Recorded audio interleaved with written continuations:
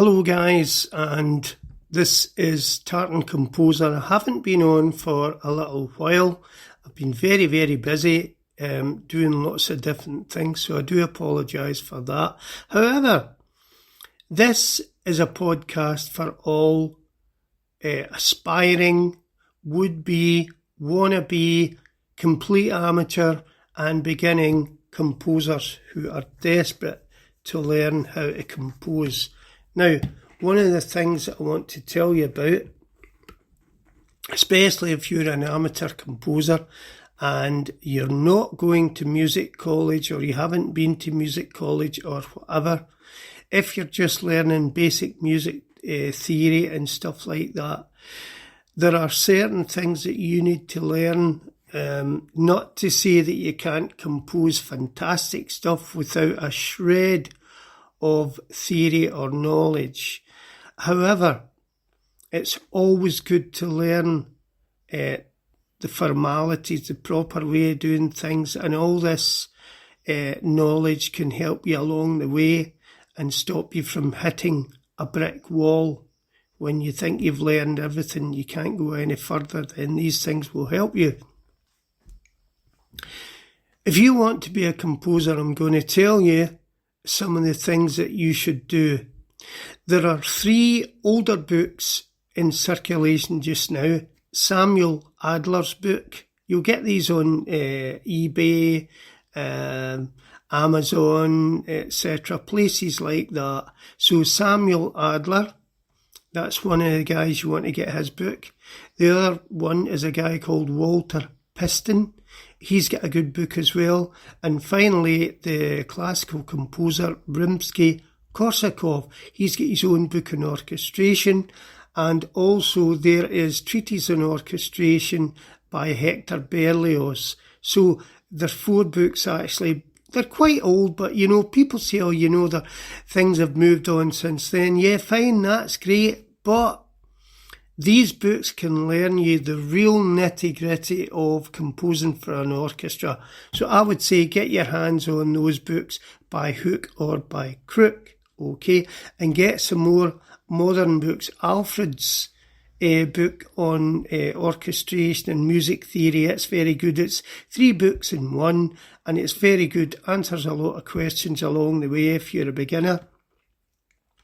So having said that about the books as well, these are the things that you want to learn in order to be an effective composer. You need to learn your scales. Scales can be boring, I'm sure, for some people, but they are necessary, because when you learn your different major scales, you realise that they have another scale known as the minor scale. So you have a major scale and a minor scale, and each major scale has what's called a relative minor scale. So you want to get up on your scales, find out what the relative minor scales are, right? The next thing you want to look at are intervals. Intervals are the spaces between notes. If you start at C, for instance, you go from C to D, C to E, C to F, C to G, C to A, C to B, and then back to C, okay? So learn intervals. Intervals are fantastic because, see, when you learn intervals, you'll actually begin to hear the beginnings of songs and tunes. If you were to play an octave, which is the lowest note, to the highest note of the same note, say you played a low C or a middle C and then moved up to the next C, the next higher C, it would be da, da, and that's somewhere over the rainbow. So you see what I mean? If you're a UK person and you ever watched EastEnders or at least listened to the theme tune, it's C, D, E, F, G, A, G, right? So if you were going from C to D, right, as an interval, that'd be a major second, C to D, then that is the basic scale for EastEnders, da da da da da da da, C D E F G A G, right? So intervals are very, very important. Learn the names of the intervals. They are perfect unison. That's when two notes are the same. Then you have your second to third, right? So it's known as a major second, that's C to D. Major third, C to E. Now this is where we change.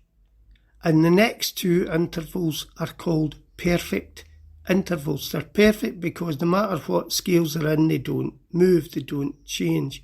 That's what makes them perfect. So intervals can either be major or perfect.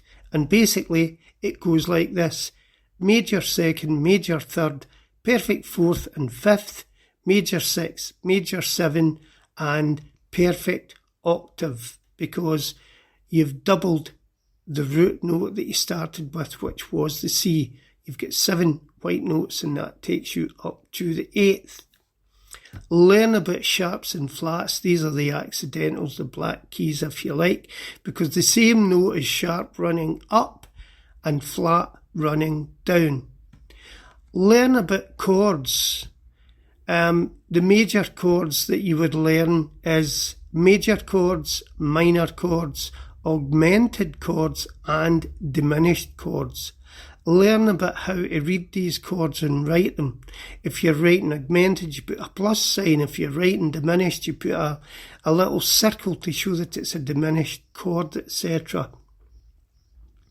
Learn about these chords. Learn about the sequences that they fall in, okay? Now, for instance, when I was playing in bands, there was no internet and we didn't have any teachers, maybe an odd piano teacher or something, but nobody to teach you composition. But we learned about C, F and G. That were the three main, most important chords, C, F and G. Now, in music, when you're learning music, these chords, or notes if you like, are given a degree name, right? So the C would be the first degree, and the F would be the fourth, and the G would be the fifth. Okay, so that's 1, 4, 5. And you'll often hear college knowledge people talking about the 1, 4, 5, and that's basically C, F, and G. That's all it is, basically. So learn about different chords. Learn your blues scale. Learn about your dominant 7th chord, okay? Learn about cadences, basically. If you go to a church and they're playing hymns or they're finishing a vocal prayer, they might say, Amen. Basically, and that's a cadence. It's a type of cadence. I think it's a plagal cadence, but there's all kind of cadences. And a cadence is just a kind of way of finishing off a musical sentence, right? Now, learn this as well. When you do C, D, E, F, G, A, B, C, don't learn the solfa system, which is do, re, mi, fa, sol, la, ti, do, because it's too abstract. Link your notes to the notes on a keyboard. C, D, E, F, G, A, B, C. Much easier to understand, and they're grounded in a particular note. Learn where middle C is on your keyboard, and then if you ever see C3 or M3 or whatever it is, you'll know that it's a C and it's 3 up from middle C or 3 down from middle C. Learn things like that on the keyboards. What else did I want to see? We've talked about scales. Oh yeah, modes. There are 7 modes, right? And the modes are just basically different ways of writing scales, and the scales where you have the major scales, the minor scales, they're all based on these modes. Okay, so learn the 7 modes. You have Ionian, Aeolian, Locrian, Dorian, Phrygian, Lydian and Mixolydian. That's the 7 modes. And once you start to play these on a piano keyboard, you'll get the feel of them, because they can affect the feel of a piece of music, depending on how it's written. So these are things you want to learn as well. You want to learn about motion in music. There are 3 basic types of motion. There's contrary motion, there's parallel motion, and there is oblique motion, right? Parallel, they're going along side by side in the same path, right? Contrary, one's going up, one's going down because they're contrary to one another. They are opposites. And oblique, one moves along while the other one moves up or down. The other stays the same. So learn about these things as well. Learn your dynamics, guys, about your louds and soft. What do all these Italian words mean when you're reading music like F forte or double F, right? Fortissimo, or P for piano, really soft, or PP, really soft, pianissimo. There's actually more softer than that, but learn these kind of things. Learn andante and allegro and all these musical terms, but also use a metronome, because andante is walking pace. Now, some people walk really, really quickly. Some people walk slowly. So how do you kind of get a median to that? How do you get that kind of middle that says, well, this is the way people should walk?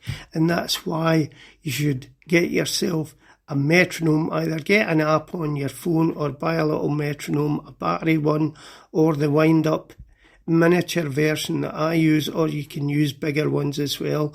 And they will give you all the tempos. So they'll tell you what allegro is between this and between this. So these are all good things for the composer, because that way you won't go wrong when you're writing up your score. Another thing to get used to as well is notation. Learn how to notate your manuscript. Whether you're writing a simple piece or whether you're writing an ensemble or a full orchestra piece. And also learn your 4 families in the orchestra. If you ever look at a full orchestra score, woodwinds are always grouped together at the top of the page. You have your oboe, you have your piccolo, your flute, you might have a bass flute, you have your oboes, you have your clarinets. That's the woodwind family. Below them, you have your brasses, your tubas, your euphoniums, depending if you're writing for a brass band. You have your tubas, you have your trombones, you have your bass trombones, you have your trumpets, which come in all different keys as well, the main one being B flat. You might have a cornet if it's a brass band.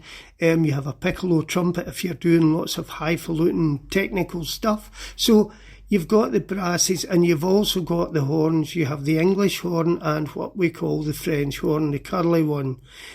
So they are right underneath the woodwinds. Underneath them again, we have our family of percussion. You have your kettle drums, your tuned timpani, your glockenspiels, your xylophones, your vibraphones, your tubular bells, your all your cymbals and all kinds of stuff there. And then, of course, below the percussion family, right in the very bottom of your music manuscript, you will see all the strings grouped together. You might have first and second violins, then you'll have a viola, then you'll have a cello, then you'll have a double bass, but they may be grouped in families. So learn all these things first. Now, I'll come back with another video on this, but this has just been a little taster of the things that I think will help you immensely when you're trying to learn how to compose. It's not enough just to have a wee bit of knowledge. You really need to build up your knowledge so that you have a thorough grounding of what should go where, what chord sequences work together, and what instruments you want to put in. For instance, if you're doing loud parts, you're not going to use woodwinds because their projection range isn't very loud. You would use something like a whole family of violins to project loud, or particularly the brass section, the horns, etc. They really project. So learn all these little things. I hope you found this useful, and please come back again when I do the second part of how to be a composer. This is Tartan Composer saying bye.